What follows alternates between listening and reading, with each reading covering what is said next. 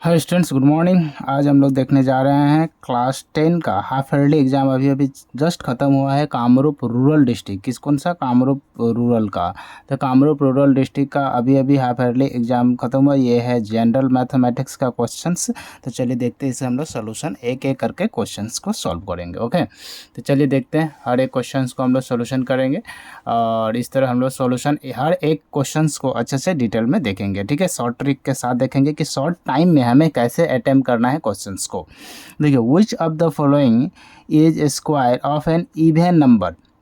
तो कभी भी इवन नंबर का स्क्वायर आपसे पूछे तो इवन नंबर का स्क्वायर ऑलवेज इवन ही होता है। ठीक है, इवन नंबर का square always even. Last digit हमें चेक करना, लास्ट डिजिट चेक कीजिए, ये क्या 9 है, ये इवन है क्या? नहीं, ये ऑड है, ये नहीं होगा। ये लास्ट डिजिट 1 है, ये भी ऑड है। ये लास्ट डिजिट 9 है, ये भी ऑड है। लास्ट डिजिट 6 है, ये इवन है, इसीलिए इसका आंसर क्या हो जाएगा? 256। आई थिंक ये समझ में आपको आ गया होगा कि इवन नंबर का जो स्क्वायर होगा वो भी क्या होगा? इवन होगा। लाइक एग्जांपल आपको हम समझा रहा हूँ। अगर मान ले 2 का स्क्वायर, 2 क्या इवन नंबर है, 2 का स्क्वायर कितना होगा? 4 होगा। 4 भी इवन, 2 भी इवन, तो दोनों क्या है? इवन है। इसीलिए जितना भी इवन आएगा इसका मतलब ये है कि इवन का स्क्वायर भी इवन होगा। Okay, next question is question number 2। Question number 2 में क्या दिया, चलिए देखते हैं। How many natural number are there between 8 square and 9 square. देखिए, कभी भी ऐसा पूछ ले तो 8 स्क्वायर एंड 9 स्क्वायर हो, या फिर मैंने दो नंबर को बीच का डिफरेंस पूछ ले तो हमेशा क्या होता है? वो 2n होता है। क्या होता है? 2n। मतलब इसका 2 इंटू एन। एन क्या होता है? मतलब ये जो फर्स्ट नंबर है वो n है और ये क्या है? n+1 है। ठीक है, तो ये हमेशा इसका 2 टाइम्स होता है। जो छोटा नंबर है उसका 2 टाइम्स, मतलब 8 है तो 8 इंटू में 2 क्या हो जाएगा? 16। ओके, तो 8 इंटू 2, जो दोनों नंबर में जो सबसे छोटा नंबर हो उसका 2 टाइम्स कर देना है, उसका डबल कर देना है, वही आपका आंसर हो जाएगा। क्लियर है? तो इसका आंसर क्या हो गया? 16। Next question is question number 3। Question number 3 क्या है, चलिए देख लेते हैं। क्वेश्चन नंबर 3 है द स्टैंडर्ड फॉर्म ऑफ 0.000105। देखिए, स्टैंडर्ड फॉर्म होता है क्या? सबसे पहले ये जानना चाहिए। तो स्टैंडर्ड फॉर्म के लिए आपको ये जानना चाहिए कि जब भी स्टैंडर्ड फॉर्म हो तो वो एक नंबर के बाद क्या होता है? डेसिमल लगाया जाता है। ठीक है, दशमलव लगाया जाता है। तो देखिए यहाँ पर कितना? एक नंबर के बाद, मैंने जीरोस को कोई वैल्यूज नहीं होता है। तो देखिए कितना जीरो से? 1 2 3 4। 4 जीरो, मतलब ये लेफ़्ट टू राइट जाना है 4 जीरोस। ओके, तो लेफ़्ट टू राइट जाएंगे, मतलब यहाँ से देखिए 1 2 3 4, तो यहाँ पर आ जाएगा 1.04 इंटू कितना बार गया? 4 टाइम्स। अभी लेफ़्ट टू राइट जाना है तो यहाँ पर 10 का पावर -4 हो जाएगा। जितना टाइम्स इधर जाएगा उतना टाइम्स इधर माइनस में आएगा। तो आंसर क्या आ जाएगा? 1.05 इंटू 10 का power 4 -4, option B. Okay, next देखते हैं क्वेश्चन नंबर 4। क्वेश्चन नंबर 4 में क्या दिया? विच of the following number is a perfect cube. देखिए, परफेक्ट क्यूब का कैसे पता करें? क्यूब कभी भी आपको आपसे पूछे तो इसका क्या होता है? सम ऑफ डिजिट हो जाता है। क्या होता है? Sum of digit. Sum of digit. ठीक है, सम ऑफ डिजिट मतलब या तो 1 आना चाहिए, या तो 8 आना चाहिए, या तो 9 आना चाहिए। अगर ये आ रहा है तो ये परफेक्ट क्यूब माना जाता है। ठीक है, मतलब क्या है इसका कि अगर आपका सम माने जितने भी जो परफेक्ट क्यूब है उसका सम कितना आना चाहिए? 1 8 9। इसमें से देखिए, सपोज 6 + 5 कितना? 14, सॉरी 11 प्लस 3, मतलब 6 + 5 11, 11 प्लस 2 13। 13 को अगेन, मतलब जब तक सिंगल डिजिट में ना जाए तब तक करना। 3 + 1 कितना आ जाएगा? 4। क्या इसमें 4 है? तो ये क्या हो जाएगा? ये परफेक्ट क्यूब नहीं है। 7 + 2 9 और 9 9 18। 18 का मतलब फिर से अगेन सम करेंगे तो ये हो जाएगा 9। 9 आ गया, इसका मतलब ये परफेक्ट क्यूब है। 6 देखिए, बाकी तो अब चेक करने की ज़रूरत नहीं, फिर भी देख ले। 6 + 2 8, 8 और प्लस 5 13। 13 का मतलब होता है 4। ठीक है, 3 + 1 4, तो ये भी परफेक्ट क्यूब नहीं। अब यहाँ पर देखिएगा 100 लिखा हुआ है। 100 का तो 1 ही होता है, लेकिन क्या 100 क्या स्क्वायर है या फिर क्यूब है? अगर यहाँ पर 3 एक और जीरो होता, मतलब 1000 होता तो ये क्यूब बनता, न कि 100। 100 स्क्वायर है 10 का, न कि क्यूब है, इसीलिए ये भी गलत हो गया। तो आंसर क्या हो जाएगा आपका? Option B. ठीक है, तो क्यूब क्या? 729 एक क्यूब है। ओके, ये एक अच्छा से आपको समझ लीजिए क्योंकि ये क्या एक ट्रिकली है, ट्रिकली मेथड से आप ये समझ रहे हैं। नेक्स्ट क्वेश्चन क्या है? 5।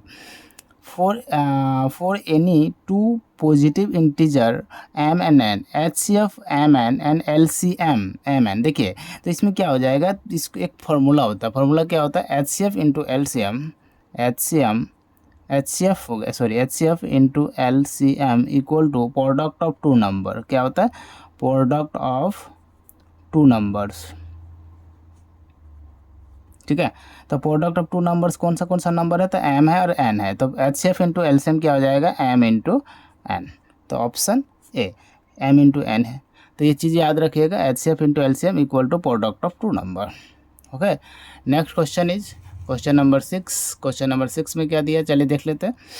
If n is a natural number then 9 का पावर है 2n माइनस 4 का power 2n is always divisible by. देखिए यहाँ पर दिया हुआ 9 का पावर 2n माइनस 4 का पावर 2n, तो यहाँ पर क्या दिया जा सकता है? n इक्वल टू वाट? तो n इक्वल टू, अगर हम लोग नेचुरल नंबर रखना है, क्या रखना है? नेचुरल नंबर, तो n इक्वल टू 1 रख लेते हैं। तो n इक्वल टू 1 रखने पर क्या होगा? 9 का पावर 2 इंटू 1, तो 9 का पावर 2 ही रह गया। 4 का पावर 2 इंटू 1, तो 2 इंटू 1 2 ही रहेगा।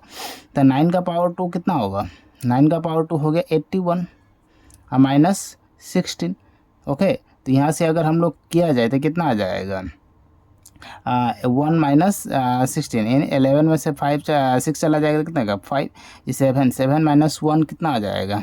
6, यानी 65। 65 देखिए तो 5 से डिविजिबल है, तो 5 से भी डिविजिबल है। 13 से डिविजिबल है, तो 13 से भी 5 टाइम्स में डिविजिबल है। तो बोथ 5 एंड 13 इसका आंसर हो जाएगा। ऑप्शन सी इसका करेक्ट हो जाएगा। क्यों? क्योंकि ये 5 से भी डिविजिबल हो जाएगा और 13 से भी डिविजिबल हो जाएगा। 13 5 जा, 5 13 जा, तो 65 दोनों से डिविजिबल हो जाएगा।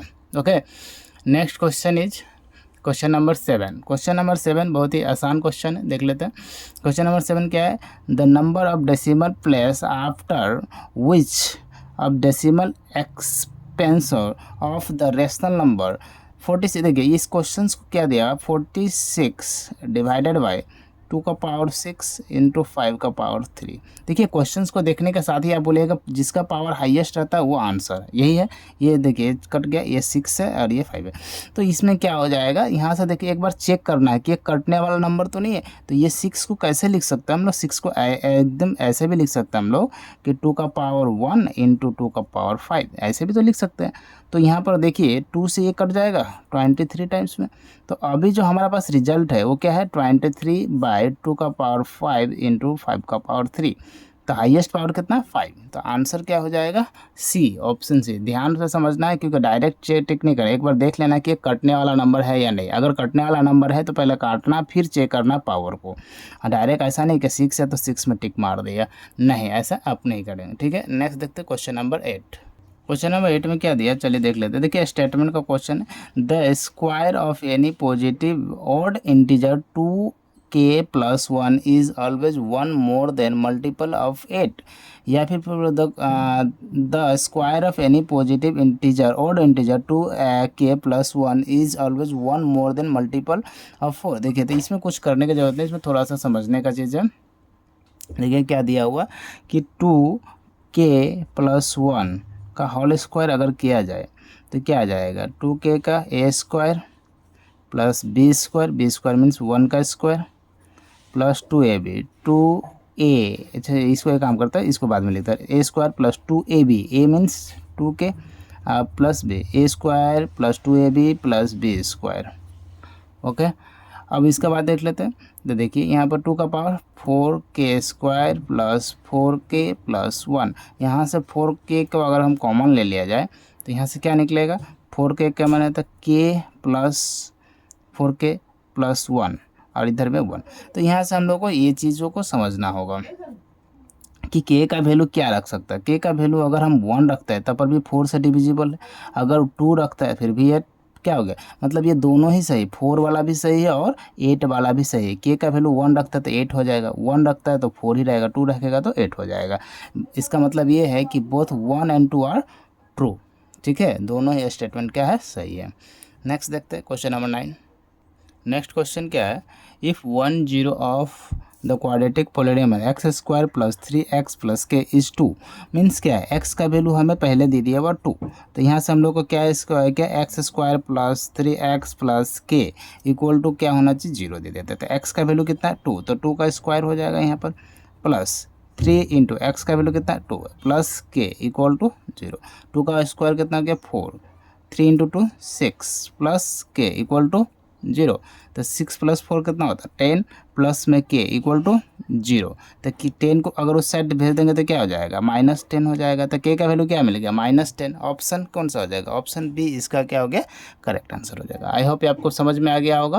Question number 9। नेक्स्ट देखते हैं क्वेश्चन नंबर 10। क्वेश्चन नंबर 10 में क्या दिया, विच of the following is polynomial. देखिए कभी भी आपसे पोलिनोमियल पूछ दे तो रूट वाला जितना भी होगा क्या हो गया रूट वाला जितना होगा वो पोलिनोमियल नहीं होता है।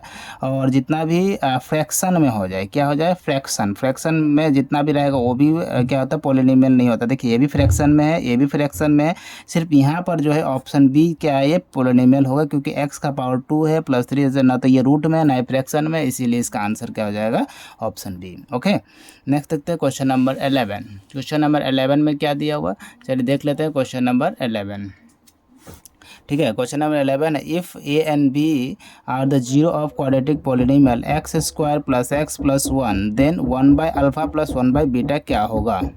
तो इसको देखिए हम लोग बनाते हैं। इफ़ ए और बी क्या है एक जीरोस है, तो जीरोस में अगर देख लेते हैं यहाँ पर देखिए एक इक्वेशन दिया हुआ है। इक्वेशन क्या दिया हुआ है x² + x + 1। तो a इक्वल टू कितना दिया 1, x से पहले कितना 1, b इक्वल टू कितना 1 एंड c इक्वल टू कितना दिया 1। सारा 1 1 1 है। ठीक है, तो सम ऑफ जीरो क्या होगा, सम ऑफ जीरो मतलब alpha plus beta some of zero क्या होता है -b/a। तो -b का वैल्यू कितना है 1 -1 और a का वैल्यू 1 और प्रोडक्ट ऑफ जीरो क्या हो जाएगा c/a। तो c कितना है 1 और इसका a, तो यहाँ पर भी क्या हो जाएगा ये -1 है ये +1 में आ जाएगा। ओके आई होप ये समझ में आ गया होगा। अब यहाँ से देखिए हम लोग क्या निकालना दिया, ये वाला पार्ट निकालना है। तो 1/α + 1/β इसको अगर सॉल्यूशन किया जाए तो अल्फ़ा इंटू बीटा और ये हो जाएगा क्रॉस, तो ये हो जाएगा अल्फ़ा प्लस बीटा कितना दिया हुआ -1 और अल्फ़ा इंटू बीटा कितना दिया हुआ है +1। तो इसका आंसर क्या हो जाएगा माइनस, क्योंकि नीचे का 1 वैल्यू नहीं होता, तो आंसर क्या हो जाएगा ऑप्शन बी। आई होप ये आपको समझ में आया होगा। नेक्स्ट देखते हैं क्वेश्चन नंबर 12। क्वेश्चन नंबर 12 में क्या दिया हुआ है, a cubic polynomial has a most dash zero. देखिए कभी भी क्यूबिक पोलिनोमियल पूछ दे, क्यूबिक का मतलब ही क्या होता है क्यूबिक इक्वल टू 3। ठीक है, तो क्यूबिक कभी भी पूछ दे तो क्या हो जाएगा इसका आंसर 3। अगर आपसे कभी भी क्वाड्रेटिक पूछ दे, क्या पूछ दे क्वाड्रेटिक, तो उसका आंसर क्या हो जाएगा 1। ठीक है, एक होता है क्यूबिक एक होता है आपका क्वाड्रेटिक, इतना आपको समझ में। दूसरा हो जाएगा अगर पोलिनोमियल पूछ दे तो यहाँ पर 1 आ जाएगा। ठीक है, तो यहाँ पर ज़्यादातर आपसे क्यूबिक पूछेगा, क्यूबिक में 3 होता है और क्वाड्रेटिक में कितना होता है 2 होता है। आंसर कितना हो जाएगा इसका आंसर 3। क्वेश्चन नंबर 13 में क्या दिया है, standard form of number k into 10 का power m where is m is integer the value of k। तो देखिए इसका एक सोल्यूशन होता है 1 k जो होता है हमेशा 1 से क्या होता है या तो बड़ा होगा, 1 से ऑलवेज ग्रेटर देन k होता है और 10 से क्या होता है वो छोटा होता है। तो ये वाला सोल्यूशन आपको याद रखना चाहिए, क्या है 1 ग्रेटर देन k और ग्रेटर देन 10। तो ये कौन सा ऑप्शन है देख लेते हैं, तो ऑप्शन के आपका है ऑप्शन बी। ठीक है, नेक्स्ट देखते हैं क्वेश्चन नंबर 14 में क्या दिया हुआ चलिए देख लेते हैं। 14 में the HCF of 65 and 117 is express क्या दिया हुआ है is the form of this and this. देखिए इस दोनों का HCF निकालना, सिंपल बात यह है कि ये दोनों का क्या निकालना HCF। तो HCF जो है 65 और 117 का निकालना है, तो क्या हो जाएगा इसका HCF। तो इसका HCF जो निकल के आएगा वो होगा 13। क्यों 13 से दोनों ही नंबर कट जा रहा है, तो ये हो जाएगा HCF 13। अब यहाँ पर देखिए 65 एक बोल रहा है कि ये m का वैल्यू क्या होगा। ठीक है, यहाँ से हमें क्या चाहिए m का वैल्यू चाहिए। तो यहाँ से देख सकते हैं हम लोग, यहाँ से अगर हम लोग सोल्यूशन किया जाए, बीच में मैं कर रहा हूँ, देखिए 65m - 117 इक्वल टू 13। क्लियर है यहाँ तक। अब यहाँ से देखिए माइनस इस साइड चला जाएगा तो क्या हो जाएगा 65m इक्वल टू 13 + 117, दोनों को अगर हम लोग प्लस किया जाए तो कितना आ जाएगा 130 हो जाएगा। तो 65m इक्वल टू 130, ये 2 टाइम्स में कैंसिल हो जाएगा। तो m का जो वैल्यू है वो कितना मिल गया 2 मिल गया। तो आंसर क्या हो जाएगा answer option A. I hope ये आपको समझ में आ गया। सबसे पहले दोनों का HCF निकालना और फिर उस HCF को हमें बताया कि ये इसका इक्वल दिया होगा, तो m का वैल्यू क्या मिल जाएगा आपको 2। नेक्स्ट चलिए देख लेते हैं क्वेश्चन नंबर 15। क्वेश्चन नंबर 15 क्या, if the zeros of the quadratic polynomial x² plus, यहाँ पर क्या हो जाए देखिए, हाँ यहाँ दिया हुआ x² प्लस क्या दिया x² plus a plus 1x plus B R2 and 3 यहाँ पर दिया हुआ है, 2 जीरोस दिया हुआ है ऑलरेडी, ठीक है। और उस 2 जीरोस को आपको यहाँ से निकालना था। तो ये देखिए ए का वैल्यू अगर हम लोग यहाँ से देखें तो ए इक्वल टू 1 एक्स से पहले, B equal to A plus 1 and C equal to 1, क्योंकि कुछ है ही नहीं, सॉरी सी इक्वल टू क्या दिया, बी दे दिया, तो बी का वैल्यू। अभी हमें क्या चाहिए, देखिए ए और बी दोनों कोई एक वैल्यू आपको निकाल कर दिखा देना, उससे ज़्यादा टेंशन लेना नहीं। तो अल्फ़ा प्लस बीटा से हम लोग कर सकते हैं sum of zero, alpha plus beta, तो सम ऑफ जो minus B by A, minus B by A क्या होता है, माइनस बी का वैल्यू कितना दिया, ए प्लस 1, और ए का वैल्यू कितना 1, और ये इसका जो वैल्यू है सम ऑफ जीरो कितना दिया हुआ है, 2 जीरो से एक 2 है और एक 3 है, यानी 2 प्लस -3, क्लियर है। अब यहाँ से देख सकते हैं a प्लस 1 इक्वल टू क्या आ जाएगा, 2 माइनस 3, तो a प्लस 1 इक्वल टू -1, ये इस साइड चला जाएगा तो क्या निकल के आ जाएगा, यहाँ से देख सकते हैं, ठीक है। तो यहाँ से देखिए ये माइनस भी होगा इसका आगे, ये जो है ये माइनस वाला सिंबल है, ठीक है, और ये इसका आगे लग जाएगा आपका माइनस, माइनस उस साइड जाएगा तो क्या आ जाएगा, a equal to -1 plus 1 equal to 0, क्या आ जाएगा, इक्वल टू 0, ठीक है। तो ए का वैल्यू हमें निकल के आ जाएगा 0। इस आप कैलकुलेशन अच्छा से कर लीजिएगा। तो यहाँ से क्या हमें आंसर क्या आ जाएगा, ए का वैल्यू देखिए 0 किस में है, ऑप्शन डी में। बाकी आप चेक करने का ज़रूरत ही नहीं है, बाकी भी चेक कर सकते हैं बट उतना ज़रूरत नहीं है, डायरेक्ट आप निकाल सकते हैं। इसको अच्छा से आप कैलकुलेशन कर लीजिएगा, ठीक है। नेक्स्ट देखते हैं क्वेश्चन नंबर 16। क्वेश्चन नंबर 16 में क्या दिया हुआ, the line of represented by the equation 5x minus 4y plus 8 equal to 0 and 7x plus 6y minus 9r। तो ये क्या हो जाएगा, आपको यहाँ से हम लोग को निकालना है, ठीक है। तो यहाँ से देख लेते हैं हम लोग क्या क्या निकल के सामने आ सकता है। तो दो लाइन है हमारे पास, एक है 5x, एक है इधर 7x, ठीक है। तो a1/a2 देख लेते हैं, a1/a2, a1 का वैल्यू कितना दिया 5 और a2 का वैल्यू कितना दिया हुआ 7, b1/b2, b1 कितना इधर में -4 और b2 कितना दिया हुआ 6। तो यहाँ से दोनों क्या निकल के आ रहा है, a1/a2 not equal to b1/b2। तो जब भी ऐसा कंडीशन आ जाए तो यहाँ पर क्या आ जाता है, इंटरसेक्टिंग लाइन हो गया। ये जो नॉट इक्वल टू 0 हो रहा था ना, इंटरसेक्टिंग लाइन हो जाएगा ये वाला, क्लियर है।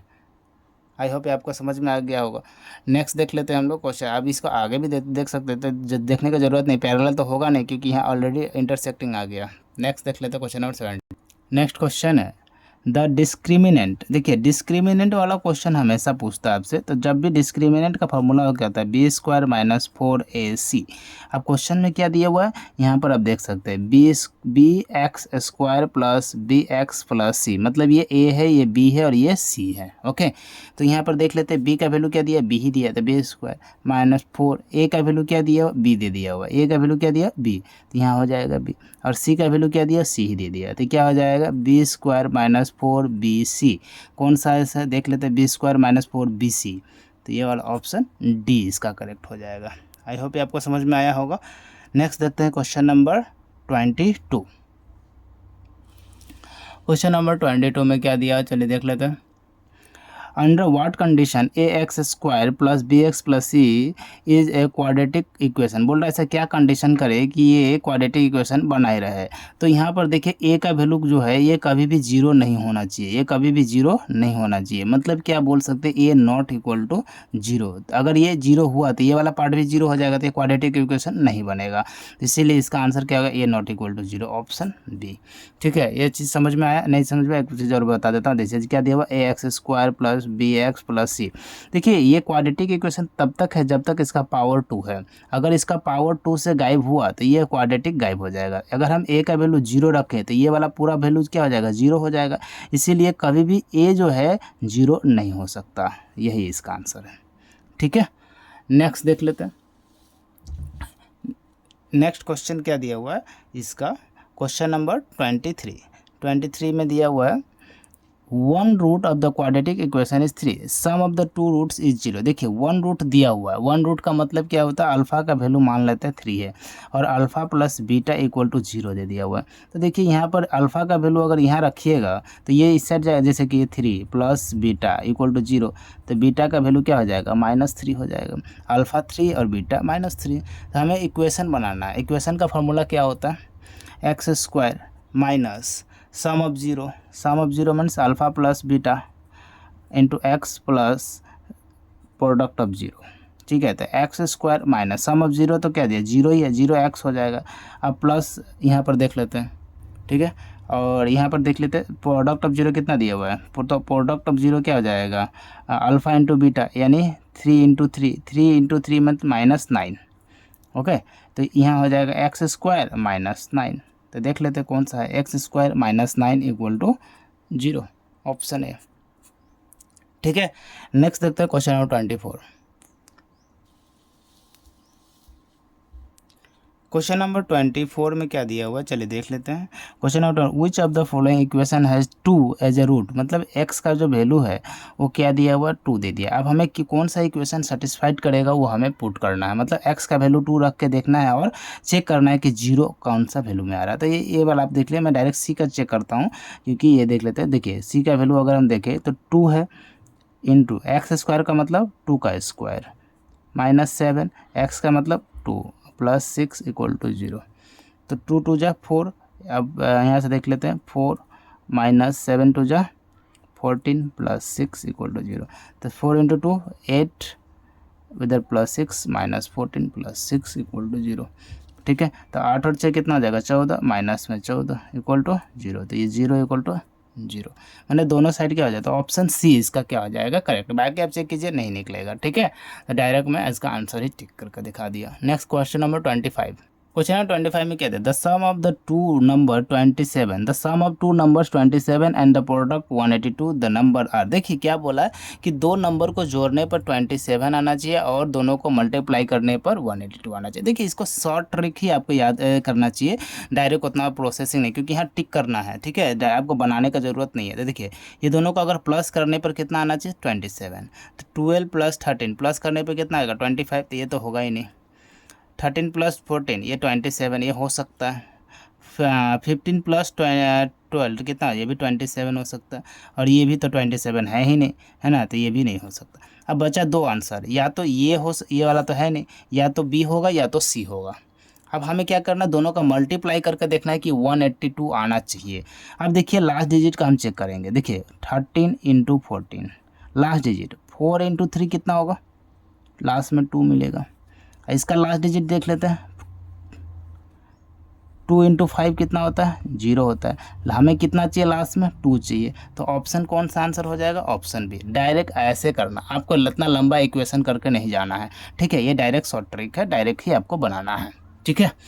नेक्स्ट देखते क्वेश्चन है all the equilateral triangle are similar. इसका सीधा सीधा पता है इक्विलेटरल ट्रायंगल ही क्या होता है, सिमिलर होता है, ठीक है। नेक्स्ट देखते हैं क्वेश्चन नंबर 27। क्वेश्चन नंबर 27 में क्या दिया हुआ, चलिए देख लेते हैं।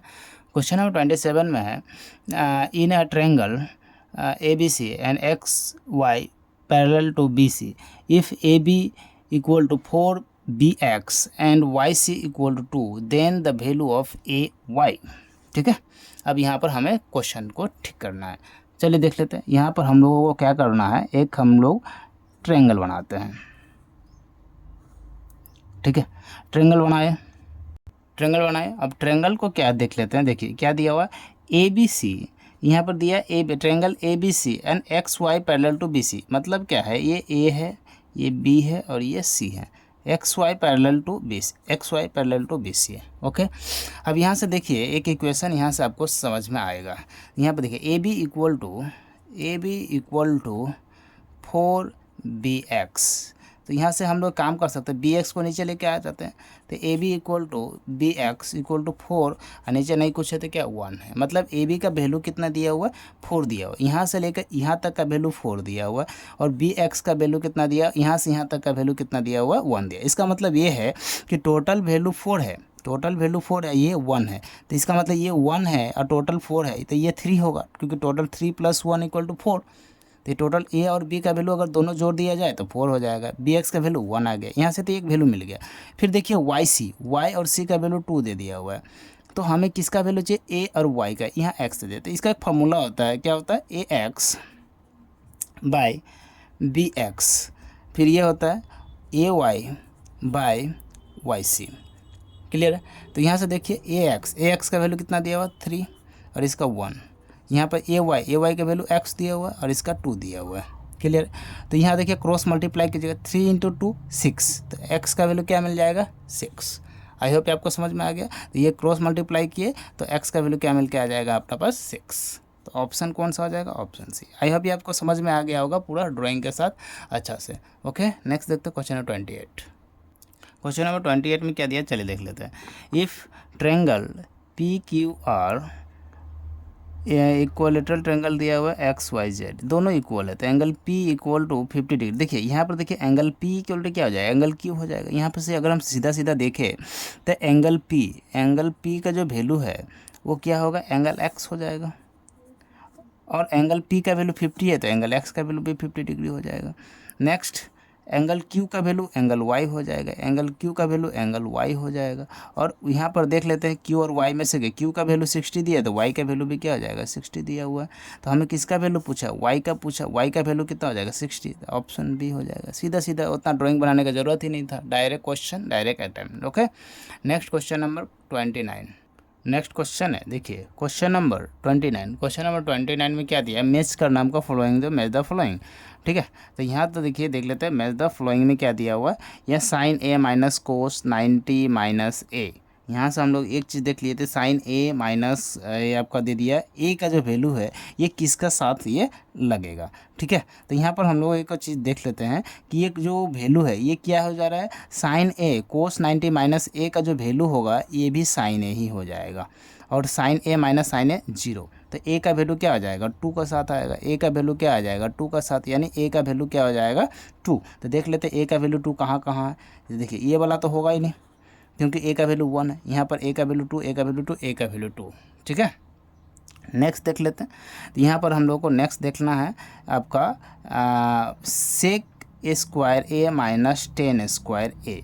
तो यहाँ पर देख लेते हैं sec square minus 10 square A equal to 1 होता है, क्या होता है इसका 1 होता है। तो यहाँ पर देख लेते हैं 1, तो देखिए बी का वैल्यू 1, तो बी का वैल्यू 1 कहाँ, यहाँ भी है और यहाँ भी है। तो देख लेते हैं बी का वैल्यू 1 कहाँ कहाँ, तो बी का वैल्यू 1 दो जगह मिला, और यहाँ पर ये बी का वैल्यू ये भी नहीं होगा, तो या तो बी हो सकता, ए हो सकता है, सी हो सकता है। और चेक कर लेते हैं आगे। ठीक है, आगे चेक करने से पता चल जाएगा। फिर नेक्स्ट देख लेते हैं, यहाँ से देखिए 9 यहाँ से अगर हम लोग कॉमन लिया जाए तो 9 कॉमन लेने पर sine square plus cos square equal to 1, मतलब 9 कॉमन लेने से 9 इंटू 1 क्या हो जाएगा 9 ही होगा। तो इसका आंसर क्या हो जाएगा 4, तो सी का 4 हो जाएगा। तो सी का 4 देख लेते हैं, देखिए सी का 3 दिया हुआ, यहाँ सी का 4 दिया, तो ऑप्शन सी इसका करेक्ट हो जाएगा, ए वाला भी गलत हो जाएगा। तो ऐसे ही आपको चेक करना फटाफट करके। ठीक है, नेक्स्ट देखते हैं हम लोग क्वेश्चन नंबर 30। तो क्वेश्चन नंबर 30 में क्या दिया हुआ है, द पेयर ऑफ एसर्शन में दिया the pair of linear equation 2x plus 3y equal to 5 and 3x plus 4y equal to unique solution, क्या यूनिक सोल्यूशन है चेक कर लेते हैं।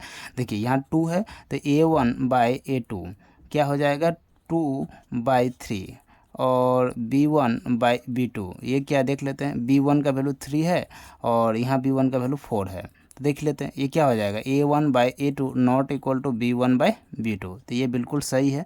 ठीक है, असर्शन वाला बिल्कुल सही दिया। अब रीजन देख लेते हैं इसका, the pair of linear equation ax plus by plus C and a2 plus bx has a unique solution, हाँ ये भी सही है। तो ये दोनों ही का दोनों क्या हो जाएगा आपका बिल्कुल सही होगा, both A and R true. ठीक है, तो इसका आंसर क्या हो जाएगा ऑप्शन ए। तो ऑप्शन ए का आंसर देख लेते हैं, ऑप्शन 1 इसका सही हो जाएगा, ऑप्शन 1। ठीक है, नेक्स्ट देखते हैं क्वेश्चन नंबर 31। क्वेश्चन नंबर 31 में क्या दिया हुआ चलिए देख लेते हैं। क्वेश्चन नंबर 31 देते हैं area of circle, area of a circle क्या दिया हुआ ए पाई आर स्क्वायर दिया हुआ है। ठीक है, पाई आर स्क्वायर दिया हुआ है, मतलब एरिया ऑफ सर्कल क्या होता है, एरिया ऑफ सर्कल होता है पाई आर स्क्वायर। नेक्स्ट दिया हुआ है आपका ए इंक्रीज देन आर रिड्यूस, ये अगर इंक्रीज होगा तो उसका जो रेडियस होगा वो क्या डिक्रीज होगा, ये आपको यहाँ से आपको दिया गया है। ठीक है, क्लियर है। तो यहाँ से हम लोगों को क्या बोला है कि अगर एरिया को इंक्रीज़ किया जाए, ए इंक्रीज़ किया जाए, ए अगर इंक्रीज़ करेंगे तो उसका रेडियस जो है आर जो है, आर मीन्स ये वाला पार्ट ये क्या होगा डिक्रीज होगा, यहाँ भी ये क्या होगा आर क्या होगा डिक्रीज होगा, नहीं ये भी इंक्रीज होगा। तो ये क्या होगा फर्स्ट जो है करेक्ट है, दूसरा क्या हो जाएगा गलत हो जाएगा। तो बोथ नहीं हो जाए, बोथ हो नहीं है तो 1 is correct but 2 is incorrect हो जाएगा, ऑप्शन सी। ठीक है, नेक्स्ट देख लेते हैं क्वेश्चन नंबर 32। ठीक है, 32 में क्या दिया हुआ है, 2 plus root 3 is a irrational number. हाँ बिल्कुल सही है, ये सही है। नेक्स्ट है the sum of the rational number and irrational number always irrational. The sum of rational number and irrational number are always rational. तो ये भी सही है, both A and R too true, ये भी सही है। तो दोनों का क्या होता है, रेशनल होता है। तो ऑप्शन ए इज करेक्ट हो जाएगा इसका। नेक्स्ट देखते हैं क्वेश्चन नंबर 33। क्वेश्चन नंबर 33 में क्या दिया, चलिए देख लेते हैं। The step of the finding the HCF 420 and 130 the using the equal division lemma के तहत करना है। देखिए तो यहाँ से सबसे बड़ा नंबर कौन सा है, 420। तो सबसे बड़ा तो सबसे नंबर 1 पर कौन आ जाएगा, 420 आ जाएगा। ठीक है, उसका सेकंड नंबर पर आएगा आपका ये 130, और थर्ड नंबर पर जो रिमेनिंग वाला पार्ट होगा वो वाला आ जाएगा। तो देख लेते हैं 1 2 का पहले। तो 1 नंबर में सबसे पहले ये 1 नंबर मतलब ये वाला पार्ट आएगा फर्स्ट, यानी 2 नंबर पहले आएगा ये वाला।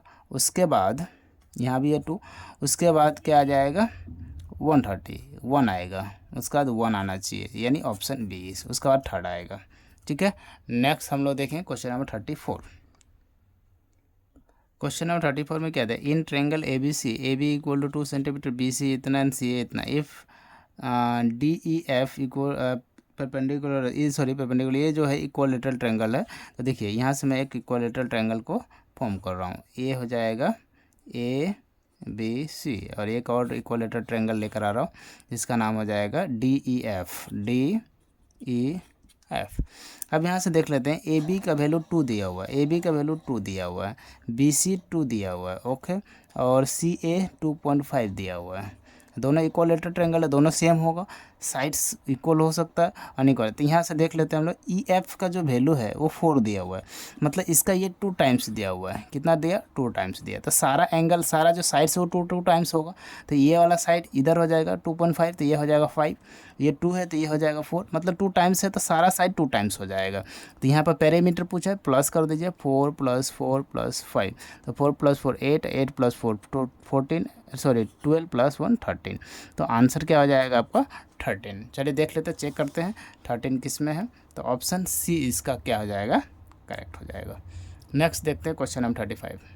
क्वेश्चन नंबर 35 में क्या है, विच of the following points of the nearest of the origin, origin से के पास से अगर कोई जाता है तो यहाँ पर क्या आ जाएगा 0 0 से। तो ओरिजिन के पास से अगर कोई जाना चाहे तो क्या होगा, सबसे नियरेस्ट पार्ट कौन सा हो सकता है। तो 0 और 6 देख लेते हैं, 6 कहाँ पर आ जाएगा, 0 और 6 तो यहाँ पर आ जाएगा, ये 0 से कितना 6 सेंटीमीटर का डिस्टेंस में। -8 कहाँ पर चला जाएगा, -8 तो और भी इधर में आ जाएगा आपका, है ना। और 3 और 4, 3 और 4, एक 3 उधर आएगा 4 इधर आएगा, माइनस ना, मतलब सबसे नियरेस्ट 3 और 4 ही रहेगा, जो ऑप्शन सी है। ठीक है, नेक्स्ट देख लेते हैं question number 36। Any point of x axis of the form, x axis का बोल रहा है कि हमें कौन सा पॉइंट रहेगा। तो एक्स एक्सिस हमेशा क्या होता है, वाई इक्वल टू 0 होता है। तो 0 किधर में, वाई का वैल्यू 0 इधर है, तो ऑप्शन डी हो जाएगा। एक्स एक्सिस में वाई का वैल्यू हमेशा 0 होता है।